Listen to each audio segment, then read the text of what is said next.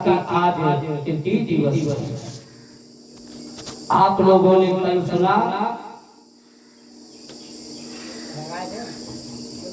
महाराज जी बेचेलाल जी कथा को कल कहाँ विराम किया था?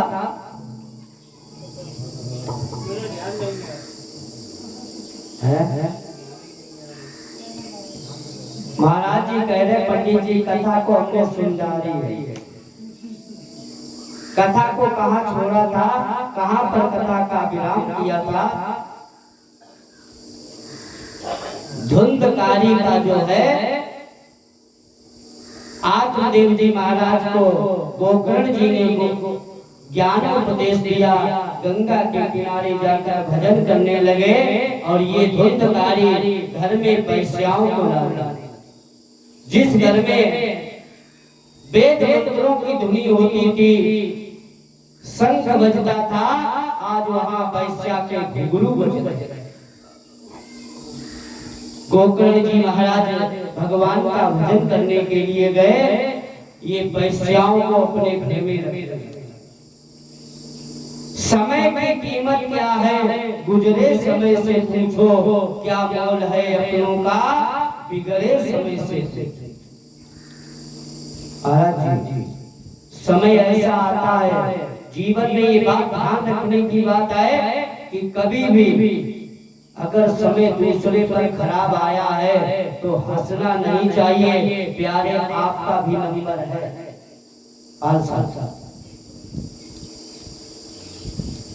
किसी पर आज यहाँ पर आत्मदेव जी के यहाँ वेद मंत्रों की धुनी होती थी, बेटा दुष्ट हो गया, आज घर में वैश्याओं के घुंघरू बज रहे। ये धुंधकारी जाकर चोरी ठगी डकैती करने लगा। एक दिन जाकर एक सेठ के यहाँ इसने डाका डाला, तो डाका डालकर जैसे घर पर आया नशे के धुंध में, तो चारों वैश्याओं ने देखा, विचार किया, आज ये किसी राजा के घर में इसने चोरी की है, अगर राजा को पता लग जाएगा तो हमें भी जेल हो जाएगी और उसके बाद सजा फांसी भी हो सकती। तो चारों वैश्याओं ने आपस में विचार किया, ऐसा करे जब ये नशे में हो जाए ज्यादा और चार पाई पर जब लेट जाए तब इसे बांध दे। तो ये आकर धुंधकारी नशे में आकर चार पाई पर लेट गया। चारों वैश्याओं ने रस्सी से इसके हाथ पैर बांध दिए और अग्नि का एक चूल्हे में अग्नि जल रही थी, तो उसमें से एक चैला निकाला और चैला जैसे निकाला और व्यास जी महाराज ने भी लिख दिया। चारों वैश्याओं ने क्या किया, उस चैले को धुंधकारी के मुख में डाला।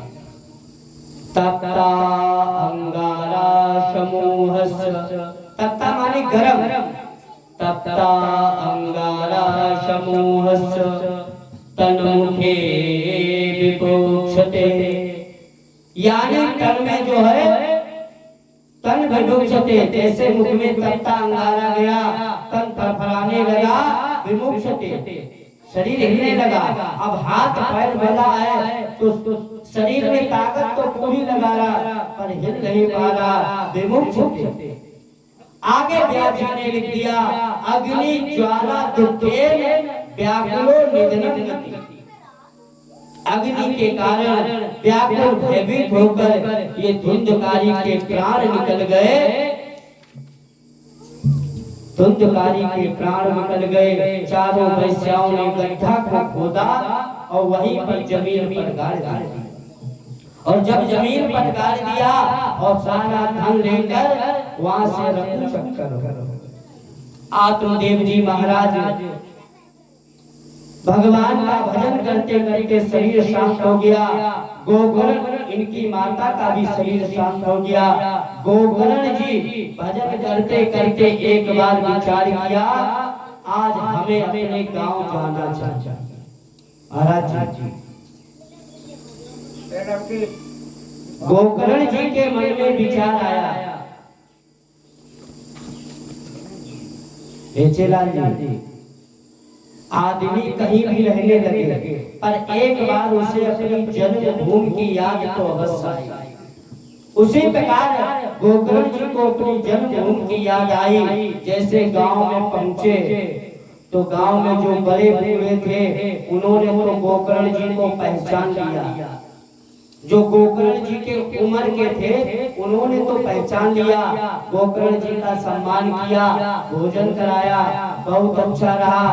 आज भ्रमण करते करते आप अपने गांव में तो आ गए। आज ऐसा करना गोकर्ण जी, आज हमारे यहाँ पर ही आप रात्रि में निवास करना।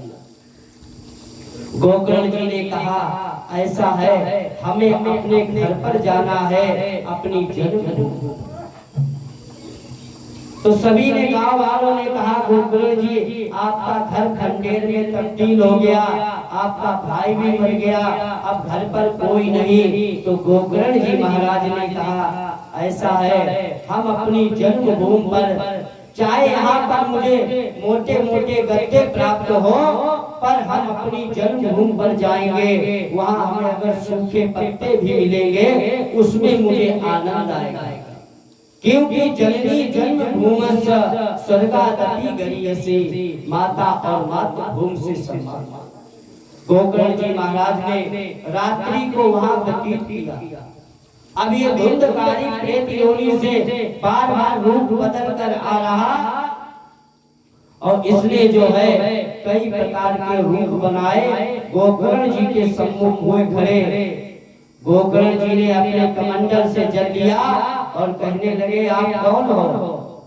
तो इस धुंधकारी ने कहा मैं आपका भाई धुंधकारी।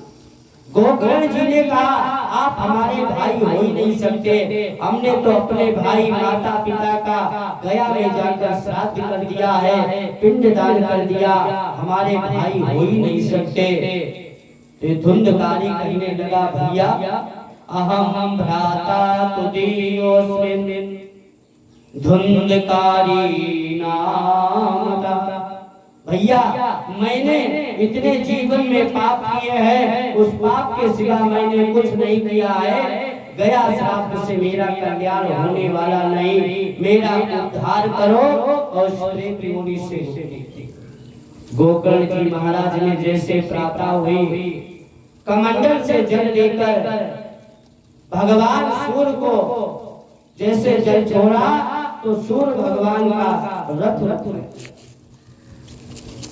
जैसे सूर्य भगवान का रथ रुका, भगवान भास्कर ने कहा हे आत्मदेव आपने मेरे मार्ग को क्यों रोक दिया? गोकर्ण जी ने कहा है प्रभु मैंने गया में जाकर श्राद्ध किया, पिंडदान किया, मेरा भाई प्रेत योनि में है, उसका उद्धार कैसे?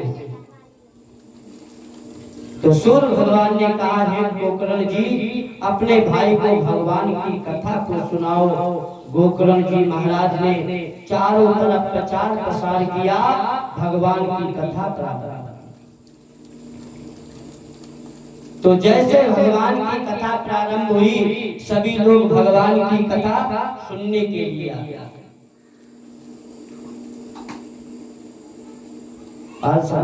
जहाँ पर भगवान की कथा होती है, अन्य देवताओं का तो आवाहन किया जाता है, पर कुछ ऐसे स्थान है जो स्वयं चले आते हैं, उन्हें बुलाया नहीं जाता। जैसे आपने आयोजन रखा, जैसे आपने अभी करवाया, तो आपने कार्ड भेजे होंगे सबको, रिश्तेदार ने भी भेजे होंगे, पड़ोसी मित्र गांव में। अब कुछ लोग अपने आप चले आए, तो उसी प्रकार भागवत में व्यास जी महाराज ने बताया अन्य देवताओं का तो आवाहन किया जाता, पर वो कौन कौन से स्थान है जो स्वयं में प्रकट होते हैं, जहाँ पर भगवान की कथा होती है। तत्रैव गंगा यमुना त्रिवेणी गोदावरी सिंधु सरस्वती च सर्वाणि तीर्थानि वसन्ति पुत्रो चतुर्दार कथा प्रसंगा। जहाँ पर भगवान की कथा होती है वहाँ पर तत्रेव गंगा यमुना त्रिवेणी गोदावरी सिंधु सरस्वती सर्वार तीर्थानि बसंत तत्रे पुत्रो चुतो द्वार कथा प्रसंगा।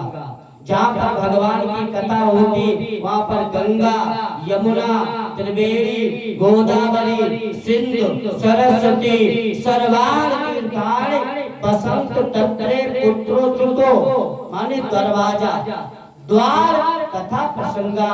ऐसे पावन पवित्र परमहंस महाराज के पावन स्थान पर सारे तीर्थ यहाँ पर विराजमान और आज तो दशहरा है जहाँ पर भगवान की कथा होती पर उसी समय तक विराजमान रहते जब तक कथा चलती है। उसके बाद जैसे आप चले जाते हो वैसे ये भी चले जाते हैं। उसी प्रकार जो लोग बगैर बुलाए आते हैं उन्हें बताया गया उनकी श्रेणी तत्रेव गंगा यमुना के बराबर। तो जैसे भगवान की कथा प्रारंभ हुई गोकर्ण जी ने जैसे भगवान की कथा प्रारंभ की बड़े बड़े संत लोग आकर भगवान की कथा सुनते और भक्त लोग भी भगवान की कथा सुनने लगे। पर ये धुंधकारी आकर पांडाल में नहीं बैठ पाया। महाराज जी अध्यक्ष जी आपसे कह गए जहाँ पर भगवान की कथा होती है सभी लोग आकर गोकर्ण जी के पंडाल में बैठ गए पर ये धुंधकारी नहीं आ पाया। क्यों नहीं आ पाया?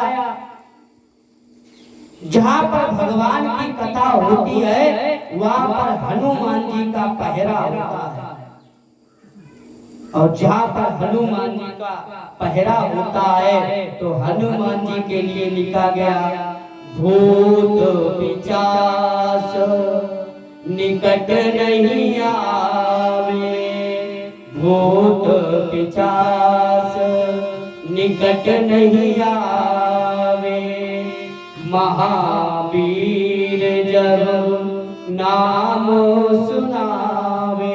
जहाँ पर भगवान की कथा होती और हनुमान जी बैठे होते उनका नाम सुनते ही ये भूत प्रेत दूर ही भागते। ये धुंधकारी ने विचार किया अब करे तो क्या करे और धुंधकारी जैसे भगवान की कथा सुनने के लिए विचार भी कर रहा तो एक 7 हाथ का बांस बजाता 7 गांठ। तो जैसे ये उस बांस में बैठने का प्रयास कर रहा तो इसके जो साथी लोग थे उन्होंने विचार किया कहीं ये भगवान की कथा सुन लेगा तो इसकी मुक्ति हो जाएगी। जैसे एक नियम है जैसे जो जिस ग्रुप में रहते हैं सबका अलग अलग मंडली है।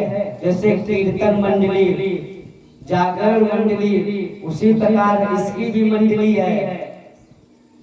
तो उसी प्रकार भूतों की भी मंडली है। भूतों ने विचार किया ये भगवान की कथा सुनेगा तो हमारे यहाँ एक डिपार्टमेंट में कमी हो जाएगी। तो भूत हवा बन के इसे उड़ाने लगे। जाकर ये बांस पर बैठ गया भगवान की कथा सुनने। भगवान की कथा सुनते प्रथम दिवस की कथा विराम हुई तो प्रथम गांठ टूटी। दूसरे दिन की कथा विराम हुई दूसरी गांठ टूटी। तीसरे दिन की कथा विराम हुई तीसरी गांठ टूटी। 7 दिन में 7 गांठ टूट गई।